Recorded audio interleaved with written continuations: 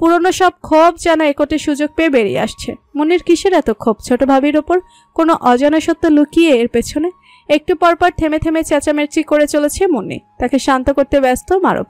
জান্নাত কেমন অদ্ভুতভাবে চুপচাপ দাঁড়িয়ে। ছোট ননদকে বাধা দেওয়ার কোনো রূপ ইচ্ছে তার মধ্যে দেখা যাচ্ছে না। আর মুইজের বড় বোন ময়না, এমন দুঃখময় সংকটের মুহূর্তে সে কেন অনুপস্থিত? ভাইয়ের এই দুর্দিনে তার কি থাকার কথা ছিল না? আজ হঠাৎ এই হাসপাতাল করিডোরে এমন অদ্ভুতের এসব ঘটনা ঘটছে কেন? এসবের মূল হেতু কি? উত্তর সকলের অজানা। দেখতে দেখতে হাসপাতালের দিনগুলো কিভাবে যেন পেরিয়ে গেল। মা ও স্ত্রীর অবিরাম সেবা শুশ্রূষায়, সর্বোপরি মহান রবের অশেষ রহমতে ধীরে ধীরে সুস্থ হয়ে উঠছে মুইজ। অবশেষে হাসপাতালে সেই যন্ত্রণাদায়ক মানসিক ও শারীরিক অশান্তির দিনগুলোর অবসান হলো। হাসপাতাল থেকে ডিসচার্জ পেয়েছে সে। বাড়ি ফিরেছে আজ প্রায় 1 মাস। খোলা জানালা বরাবর উপস্থিত মুইজ, ডান হাতটি স্থাপিত জানালার গ্রিলে, দৃষ্টি নিবদ্ধ দূরাকাশে কিংবা কোনো অজানায়। গভীর ভাবনায় তলিয়ে মানুষটি। উদাস তার চাহনি। নিজের উপর না চাইতেও দিনকে দিন অসন্তোষ কাজ করছে, বিরক্তি কাজ করছে। হাহাকার হচ্ছে চারিপাশ। নিজ ভাগ্যের উপর কেমন হাসি পাচ্ছে। কি ছিল সে, আর আজ কোন অবস্থানে? এই ছিল তার ভাগ্যে? এমনটা না হলে কি খুব ক্ষতি হয়ে যেত? এমনটা যে স্বপ্নেও ভাবেনি। মুইজ কেন এত উদাস হয়ে পড়ছে? সে কি তবে ভুলতে বসেছে আল্লাহর সেই নির্দেশ? তিনি আল্লাহ যা করেন সে বিষয়ে তাকে প্রশ্ন করা যাবে না, বরং তাদেরকেই প্রশ্ন করা হবে। সূরা আম্বিয়া আয়াত 23। আল্লাহ তাআলা পূর্ব থেকে সকল সৃষ্টির তাকদীর নির্ধারণ করে রেখেছেন। আল্লাহ বলেন, জলে স্থলে যা কিছু আছে তা তিনিই অবগত। তার অজ্ঞাতসারে একটি পাতাও পড়ে না। মাটির অন্ধকারে, ভূগর্ভের অন্ধকারে স্তরে এমন কোনো শস্যকণা অঙ্কুরিত হয় না, অথবা রসযুক্ত কিংবা শুষ্ক এমন কোনো বস্তু নেই যা সুস্পষ্ট কিতাবে নাই। ভাগ্য মানুষের জীবনকে সংযত করে। আল্লাহ বলেন, এটা ভাগ্য নির্ধারণের জন্য যে তোমরা যা হারিয়েছ তাতে যেন তোমরা বিমর্ষ না হও, এবং যা তিনি তোমাদের দিয়েছেন তার জন্য হর্ষোৎফুল্ল না হও। আল্লাহ পছন্দ করেন না উদ্যত ও অহংকারকারীদের। সূরা হাদীদ আয়াত 23।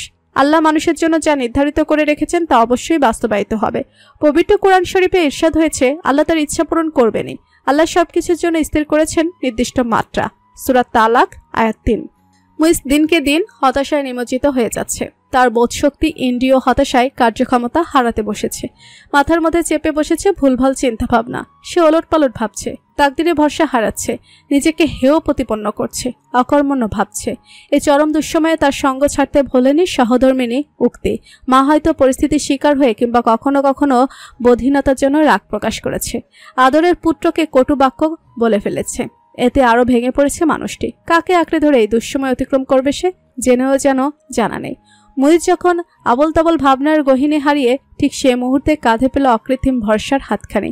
চট করে ঘোর কেটে গেল। ডান পাশে তাকালো সে। কেমন নিষ্প্রাণ সে চাহনি। উক্তির বুকে ব্যথা হচ্ছিল, জ্বলছিল চোখ।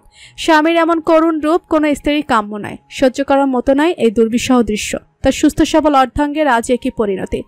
নিজের পায়ে চলা, মাথা উঁচু করে বাঁচা মানুষটা আজ হুইল চেয়ারে। সেদিনে সেই অকল্পনীয় আক্রমণে মাথায় আঘাত পেয়েছিল মুইজ। রক্ত ঝরেছিল বেশ, প্রায় ভেঙে গিয়েছিল ডান পা। মাথায় আঘাত পেয়ে রাস্তার একপাশে অচেতন হয়ে পড়েছিল সে। শত্রুরা তখন অবিরামের লাথে আঘাতে ভেঙে দিয়েছিল পা। আরও অঘটন ঘটত, তবে ভাগ্যক্রমে সেখানে কোনো এক পথচারীর আগমন হয়েছিল। তাই তো অনিচ্ছা সত্ত্বেও পালাতে বাধ্য হলো শত্রুর দল। সেই পথচারী মুইজের রক্তাক্ত অবস্থা দেখে বেশ ঘাবড়ে যায়। দ্রুত কল করে নিকটস্থ পুলিশ স্টেশনে। অতঃপর ঘটনাস্থলে উপস্থিত হয় পুলিশ। আহত মুইজকে স্থানীয় হাসপাতালে ভর্তি করা হয়। মুইজের মোবাইল ও ওয়ালেট মারফত যোগাযোগ করা হয় ঢাকা নিবাসী পরিবারের সঙ্গে। খবর পেয়ে ছুটে আসে উক্তি ও পরিবারের সদস্যরা। সেই থেকে আরম্ভ তাদের দুর্দিনের। উন্মোচন হলো এক অসাধারণ নারী সত্তার। উক্তি নামক রমণী সত্যি সীমাহীন ধৈর্য নিয়ে জন্মেছে। সে জন্মলগ্ন হতে ধৈর্যের পরীক্ষা দিয়ে আসছে, এখনো চলমান তা। অসুস্থ স্বামীর দিবারাত্রি সেবা শুশ্রূষা করা, তাকে মানসিকভাবে অনবরত অনুপ্রেরণা দেয়া, এসব মোটেও সহজ ছিল না। মানসিকভাবে ভেঙে পড়া একটা মানুষকে পূর্বের ন্যায় গড়ে তোলা বেশ কষ্টকর বটে।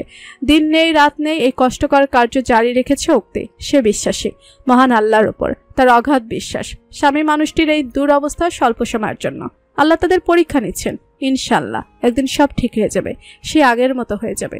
উক্তি স্বামীর পানে তাকে মুচকি হাসি উপহার দিল। সে হাসিতে আজ বিমুগ্ধ হলো না মুইজ। আস্তে করে দৃষ্টি সরিয়ে নিল। তাকালো পূর্বের ন্যায় জানালা গলিয়ে বাহিরে। উক্তি স্বামীর থেকে কাঙ্ক্ষিত সাড়া না পেয়ে হতাশ হলো না। গত 1 মাস যাবৎ এটাই স্বাভাবিক, সাধারণ দৃশ্য। এতে হতাশ হওয়ার কিছু নেই। শুরু কষ্ট হতো, কান্নায় জ্বলে উঠত দু চোখ। বুকের ভেতরটায় ফাঁকা লাগতো, কেমন দমবদ্ধ লাগতো। ধীরে ধীরে সময়ের সঙ্গে এমন আচরণ এখন গ্রাস হয়ে এসেছে। তবুও স্বামীকে সেই পূর্বের ন্যায় দেখতে উদ্গ্রীব অনুমান। উক্তি সাইন ল্যাঙ্গুয়েজের ভাষায় হাত নাড়িয়ে বলল, খাবার খাওয়ার সময় হয়ে গেছে, আসুন খাবেন। মুইজ সাড়া দিল না। উক্তি পুনরায় বলল। মুইজ এখনো নিরুত্তর।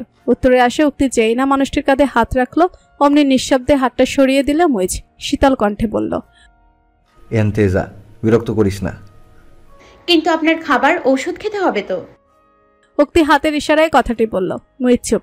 উক্তি আস্তে করে জিভে ঠোঁট বুলিয়ে নিল।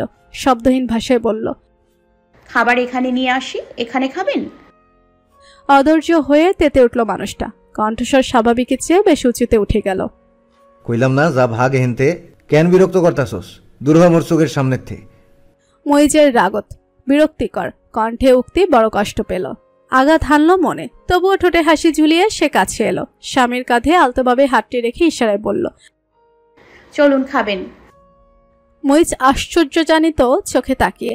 এ কি মাটির তৈরি নারী নাকি কোনো লৌহ মানবী? এত রাগ অপমান অবজ্ঞা সহ্য করে যাচ্ছে কি করে? সে তো পারছে না। নিজের এই অপারগতা অক্ষমতা লোকের বাঁকা দৃষ্টি সহ্য করতে পারছে না। শরমে শরমে কখনো কখনো ভুলক্রমে মৃত্যু কামনা করে ফেলছে, যা সম্পূর্ণ অনুচিত। তবে উক্তি কাইসার নামক এই রমণী কি করে পারছে?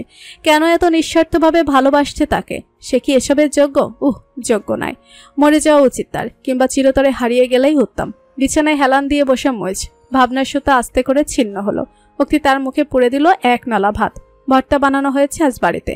আলু ভর্তা, রসুন ভর্তা, ধনেপাতা ভর্তা। রসুন ভর্তা মেখে উক্তি খাইয়ে দিচ্ছে তাকে। বাড়িতে ভালো মন্দ রান্না হয় না আজ বেশ কতদিন হলো। এই টুকটাক রান্নাই হয়। ভালো মাছ বাড়িতে আনা হয় না আজ প্রায় 3 সপ্তাহ। সে তো অক্ষমে বাড়িতে পড়ে। সংসারের যাবতীয় দায়ভার এখন বড় ভাইয়ের কাঁধে। ভাই মাস 3 হয়ে গার্মেন্টসে চাকরি পেয়েছে। জুয়া আমাদের প্রবল নেশা হতে বেরিয়ে আসা মোটেও সহজ ছিল না মারুফের জন্য। সে চেয়েছে, মনে প্রাণে চেয়েছে পাপের ওই দুনিয়া হতে বেরিয়ে আসতে। এজন্য অদম্য লড়াই করতে হয়েছে বারংবার। রাসূলুল্লাহ সাল্লাল্লাহু আলাইহি ওয়াসাল্লাম বলেছেন, নেশা উদ্রেককারী প্রতিটি বস্তু মদের অন্তর্ভুক্ত, আর নেশা সৃষ্টিকারী প্রতিটি বস্তু হারাম। যে ব্যক্তি একবার নেশা উদ্রেককারী জিনিস পান করলো সে তার 40 দিনের সালাতের কল্যাণ থেকে বঞ্চিত হলো। সে যদি তওবা করে আল্লাহ তার তওবা কবুল করতে পারেন। সে যদি চতুর্থবার তা পান করে তবে আল্লাহ তাকে জাহান্নামীদের ঘা থেকে নির্গত পুঁজ খাওয়াবেন। আবু দাউদ 3680। রাতের আধারে নিজ ঘরে নেশাদ্রব্যের জন্য তুমুল পাগলামি করতো মারুফ। ছটফট করত, খামচে ধরত মাথার চুল, টেনে ছিঁড়ে ফেলতে চাইতো চুলগুলা। জোরে জোরে চিৎকার করে কাঁদত সে। একটুখানি নেশা করার জন্য আকতিতে ফেটে পড়ত। ওর এই ভয়াবহ অবস্থা। পারিপার্শ্বিক পরিবেশে ভয় পেত জীবন। কাকির কোমর জাপটে ধরে ভয়ে থরথরিয়ে কাঁপত। উক্তি তৎক্ষণাৎ কোনোরকম বুঝিয়ে শুনিয়ে জীবনকে নিয়ে সেতা হতে চলে যেত। মুইজ ও জান্নাত যথাসম্ভব সামলে নিত মারুফকে। উক্তি শিক্ষিতা রমণী। ইন্টারনেট দুনিয়ায় সে বেশ অভ্যস্ত। অবসর পেলে নেট ঘেটে ঘেটে বিভিন্ন পদ্ধতি বের করত সে। নেশার জগৎ থেকে কিভাবে বের হওয়া যায় সেসব দেখত, শিখত। সেই অনুযায়ী জান্নাতকে টিপস দিত উক্তি। জান্নাত শুনত, ঠেলায় পড়ে মানতে বাধ্য হতো। দুজা মিলেমিশে নিজেদের সেরাটা দিয়েছে। মারুফের সুস্থতায় তাদের অবদান কম নয় বইকি। মারুফ আজ মহান রবের সীমাহীন রহমতে নেশার জগৎ হতে বেরোতে সক্ষম হয়েছে। মন দিয়ে চাকরি করছে সে। ছোট ভাইয়ের অসুস্থতায় পুরো পরিবারের দায়িত্ব এখন তার কাঁধে। তাই তো সবটা যথাসম্ভব সামাল দিতে ঘন্টা কয়েক ওভারটাইম করছে সে। এতে মাস শেষে বেতনের পাশাপাশি অতিরিক্ত কিছু অর্থ মিলছে। কঠোর পরিশ্রম করছে সে।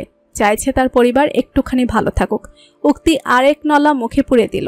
মুখে অরুচি, মনে দহনের পীড়া। তবু অনিচ্ছুক চিত্তে স্ত্রীর হাতে খাবার খেতে লাগলো মুইজ। খাওয়া শেষে মুখটা ধুয়ে দিল উক্তি। শাড়ির আঁচলে মুছে দিল ভেজা ঠোঁট দুটো। বাড়িয়ে ধরলো পানির গ্লাস। এক ঢোক পানি পান করলো মানুষটা। গ্লাস তার হাতে। উক্তি হাত বাড়িয়ে বালিশের পাশ হতে ওষুধের বক্স হাতে নিল। সেখান থেকে ওষুধের পাতা হতে ছিঁড়ে নিল এবেলার ওষুধগুলো। মুইজ হাত বাড়িয়ে ওষুধ নিল। বেদনা বিদুর হেসে পানির সঙ্গে ঢকঢক করে গিলে নিল ওষুধ। উক্তি জখম হৃদয়ে বসে উপলব্ধি হলো আরো একবার, ভালো নেই তার মানুষটি। একটু প্লেট ও গ্লাস হাতে মাঝের ঘরটিতে পৌঁছালো উক্তি। বাকি সব নোংরা প্লেটের সঙ্গে এটিও রাখতে যাচ্ছিল। সব নিয়ে ধুতে যেতে হবে কলপারে। অকস্মাৎ শোনা গেল মেয়েলি আদেশের কণ্ঠস্বর, খারান ভাবি। পরিচিত কণ্ঠে স্থির হয়ে দাঁড়িয়ে গেল উক্তি। প্লেট হাতে ঘুরে তাকালো ডানে। দাঁড়িয়ে বড় যে জান্নাত। জান্নাত এসে ওর পাশে দাঁড়ালো। কেমন দৃষ্টি ফেলে তাকালো ওর হাতের এটো প্লেটে। কি খাইছে আমনের জামাই? উক্তি হঠাৎ এমন প্রশ্নের হেতু খুঁজে পেল না। তবুও হালকা মাথা নাড়িয়ে বোঝালো হ্যাঁ খেয়েছে। জান্নাত বিদ্রুপাত্মক স্বরে বলল, আমনে ভার্সিটিতে পড়েন ভাবি, তো এই বোধ বুদ্ধি এখনো ঠিক মতো হয় নাই। কি লাভ হইলে এত পড়ালেখা কইরা, খরচা কইরা? উক্তির কপালে সরু ভাঁজ সৃষ্টি হলো। হাতের ইশারায় বলল, ঠিক বুঝলাম না ভাবি। হ্যাঁ বুঝবেন কে, বুঝবেন তো খালি নিজে কো সাধ্যটা। উক্তি অপ্রস্তুত হয়ে পড়ল। ভাবি এমন ওলট পালট বকছেন কেন? আবার কি থেকে কি হলো? সে তো ভুলেও কোনো ভুল করেনি। বড় বউ আবারও ফাও কথা শুরু করছো? জান্নাত কিছু বলতে যাচ্ছিল, ঠিক সে মুহূর্তে শাশুড়ি মায়ের কণ্ঠস্বর তাকে বাধা দিল। দুই পুত্রবধূ ঘুরে তাকালো শাশুড়ির দিকে। উক্তি ভালো মতো সোজা হয়ে তপ্তশ্বাস ফেলল। জান্নাত অভব্য স্বরে শাশুড়িকে বলল, আমার কথা তো খালি ফাওই হয়, বাকিরা এক্সের ভালো হয়। সন্দেহ আসেনি? বাঁকা প্রশ্ন ছুড়ে দিলেন মোমেনা বেগম। শোনেন মা, ইয়া কর্নের লেগা আহি নাই, মেলা কাম আছে আমার।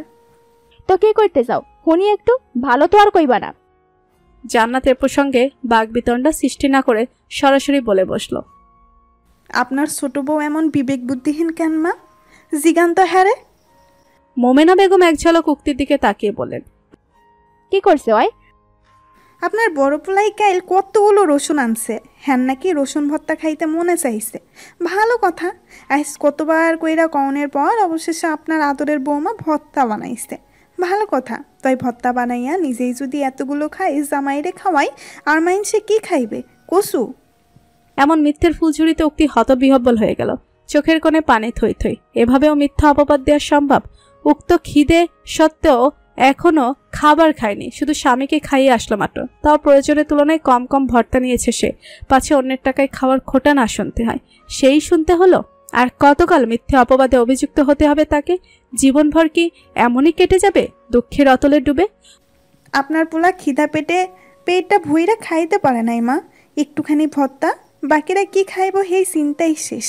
আপনার পোলা দিন রাত এক কইরা খাইতাছে মা, রক্ত পানি কইরা কাম করতেছে, মানুষে তো ঘরে বইয়া বইয়া খাইতেছে, বুঝবো কেমনে কষ্ট অর্জিত উপার্জন কারে কয়? মোমেনা বেগম না চাইতেও হালকা শব্দহীন হেসে ফেললেন। সে হাসিতে ভরকে গেল জান্নাত। উক্তিও জিজ্ঞাসু দৃষ্টিতে তাকিয়ে। মোমেনা বেগম আকস্মিক হাসি থামিয়ে সুগভীর স্বরে বললেন, কথায় আছে জানো তো, ছোট মাছ গভীর পানিতে লাফায় বেশি, দাপায় ছাটায়। তোমার অবস্থা হইছে হেইয়া, সিরা তো ফকিরনি, বেকার জুয়াখোরের বউ। অহন একটু টাহার মুখ দেখতেই সাপের 5 পা দেখা হালাইছো, অকৃতজ্ঞ বান্দি।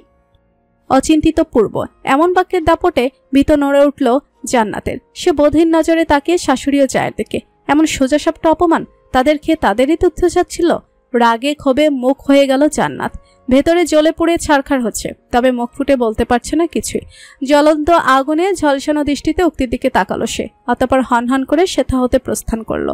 উক্তি কৃতজ্ঞতায় ভরা চোখে শাশুড়ি মায়ের দিকে তাকিয়ে। মোমেনা বেগম সেসবে ভ্রুক্ষেপ না করে নিজ কাজের উদ্দেশ্যে যাত্রা শুরু করলেন। একাকী দাঁড়িয়ে উক্তি, চোখে সুখ দুঃখের মিশ্র অশ্রুবিন্দু জমে। ওদিকে এক ব্যর্থ পুরুষের হাঁক আর আর্তনাদ চাপা পড়ল 4 দেয়ালের বদ্ধ বেষ্টনীতে। গভীর রাত তখন, ঘুমে আচ্ছন্ন গোটা শহর। কেউ বা জেগে যান্ত্রিক ডিভাইসে, কেউ বা অশ্লীলতায়। রবের সন্তুষ্টি অর্জনে কটা প্রাণ জেগে খুঁজে পাওয়া বড় মুশকিল। সংখ্যাটা যে অতি নগণ্য। সে নগণ্য সংখ্যক মানুষের ভিড়ে উক্তি কায়সার অন্যতম একজন। বিগত দিনগুলোর ন্যায় আজও সে লুটিয়ে পড়ে রয়েছে সেজদায়, কাঁদছে অঝরে।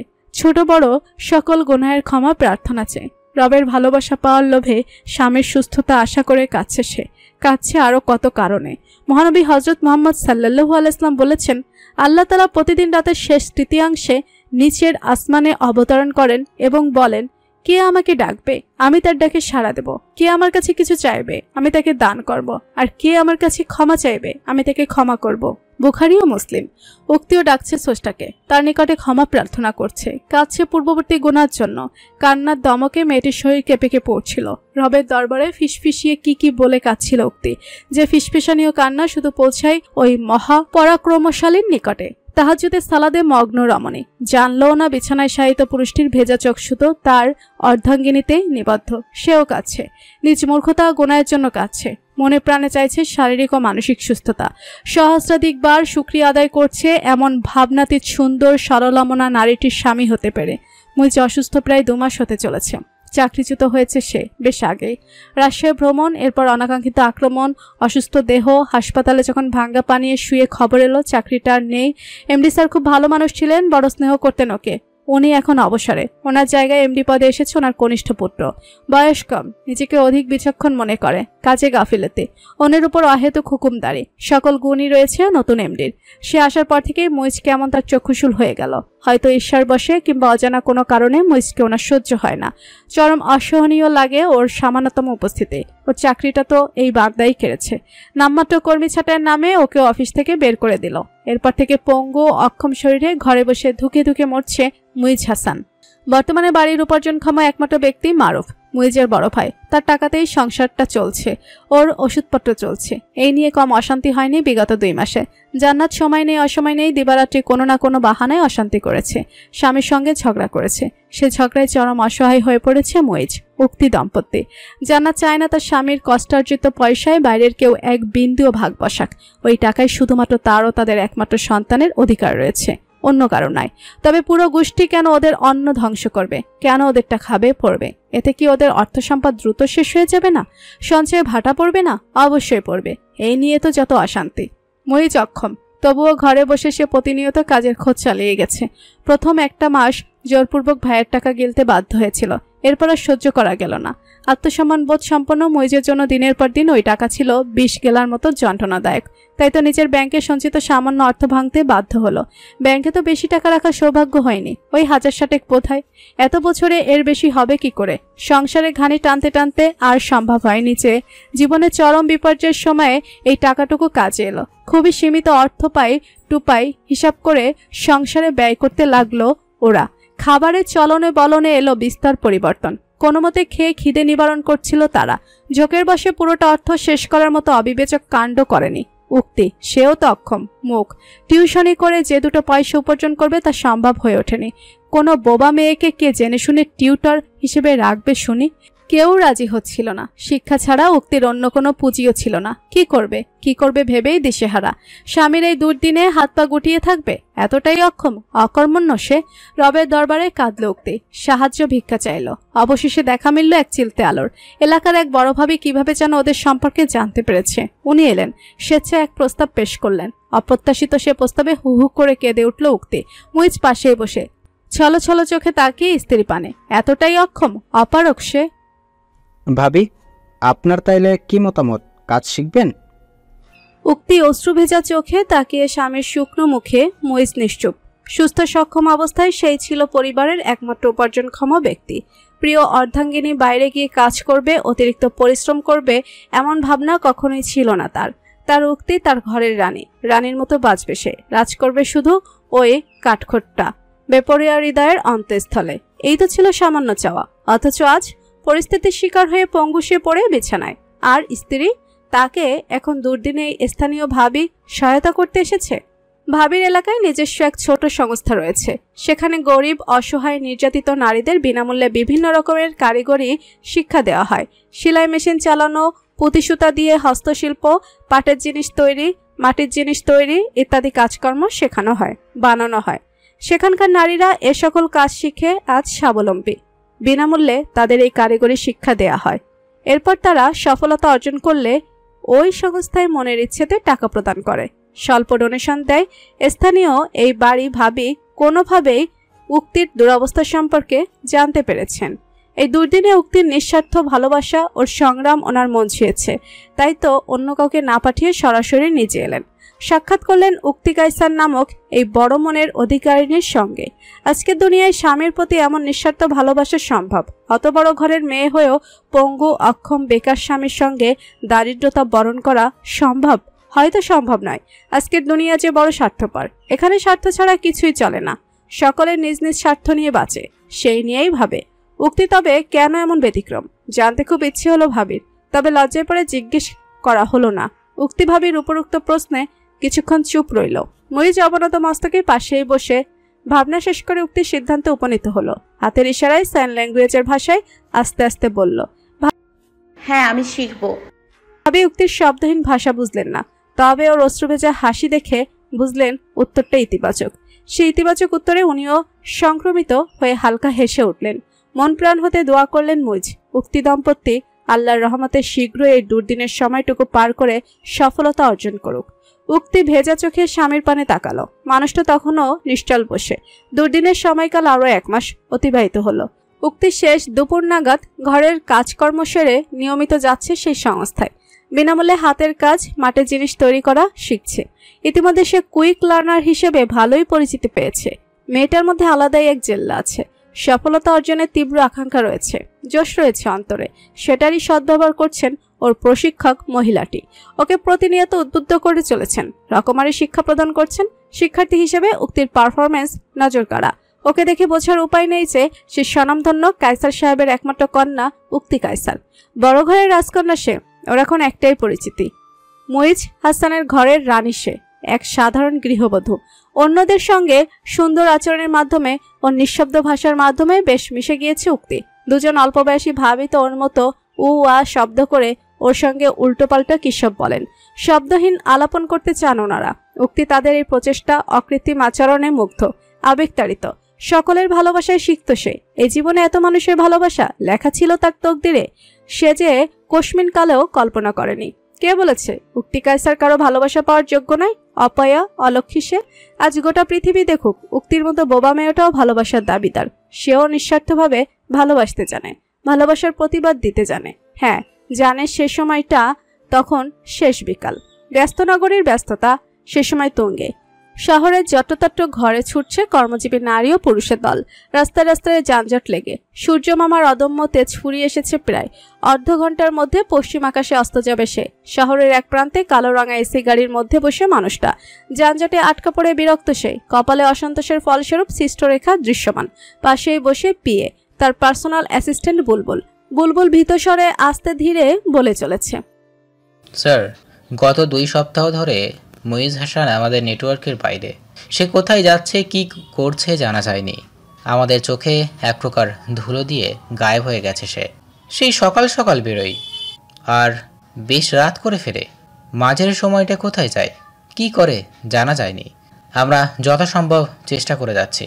ধারণা করছি মুইজ হাসান কোনো অপকর্মে জড়িয়ে গেছে, তাই এত লুকোচুরি করছে, আমাদের ধোঁকা দিতে চাইছে। কিন্তু স্যার, প্রশ্ন তো একটা থেকেই যায়, সে জানলো কি করে যে আমরা তার পিছু নিচ্ছি, ফলো করছি? সে কি? বুলবুলের কথার মাঝে ফুল স্টপ বসিয়ে জাওয়াত কায়সার নিশ্চিত কণ্ঠে বলে উঠল, তোমাদের ম্যাডামের লাস্ট আপডেট কি? ম্যাডাম? সে প্রসঙ্গ আসতেই আকস্মিক বিলাই হয়ে গেল বুলবুল। মিউ মিউ চেহারাটা। কি বলবে, কতটুকু ধামাচাপা দেবে বুঝে উঠতে পারছে না। মনে মনে হিসাব কষতে ব্যস্ত।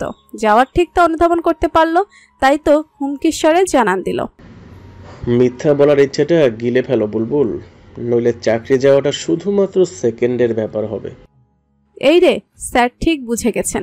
ওর অভিসন্ধি ধরে ফেলেছেন। এবার কি করবে সে? কোথা থেকে কোন শব্দ বাক্যটা চতুরতার সহিত সরাবে? সব বললে যে কপালে দুঃখ আছে। গলা থেকে ব্যাং সরিয়ে মুখ খোলো বুলবুল, মেজাজ কিন্তু বিগড়ে যাচ্ছে আমার।